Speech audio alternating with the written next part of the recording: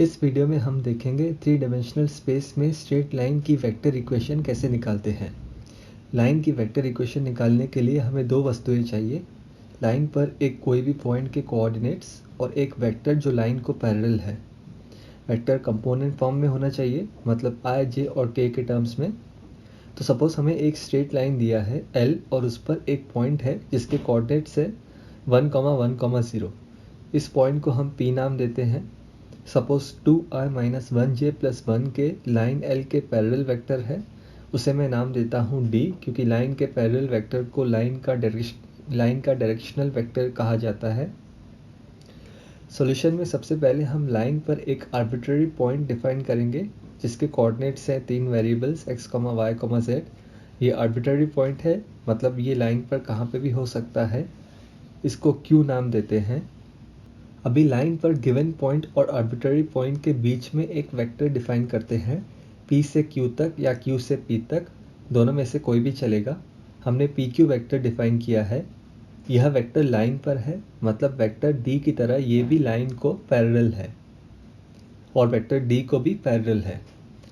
ध्यान दीजिएगा, point Q line पर कहाँ पे भी हो, PQ वेक्टर हमेशा लाइन पर ही रहेगा, मतलब वो हमेशा वेक्टर D को पैरेलल रहेगा।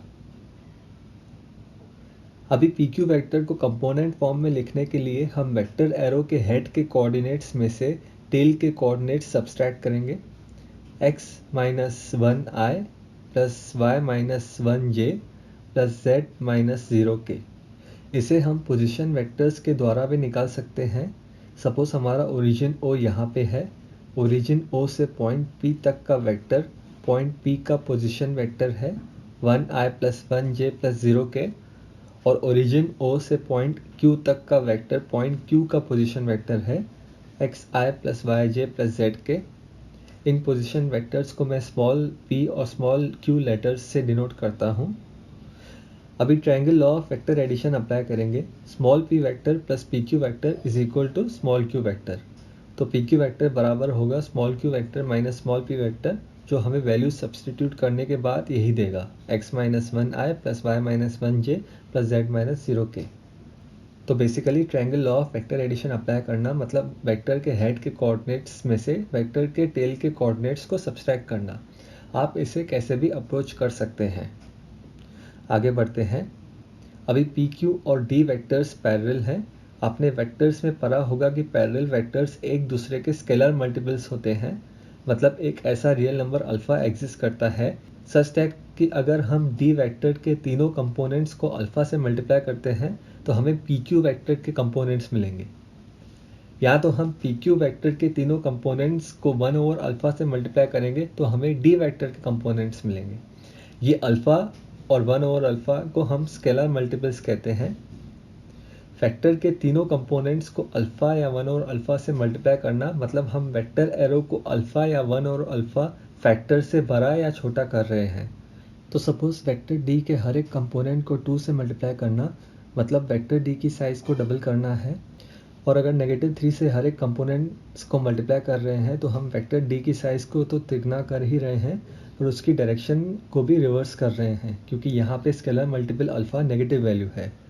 और अगर 1/2 से कंपोनेंट्स को मल्टीप्लाई किया तो वेक्टर D की साइज़ को आधा किया, पर उसकी डायरेक्शन वही होगी क्योंकि अल्फा पॉजिटिव है।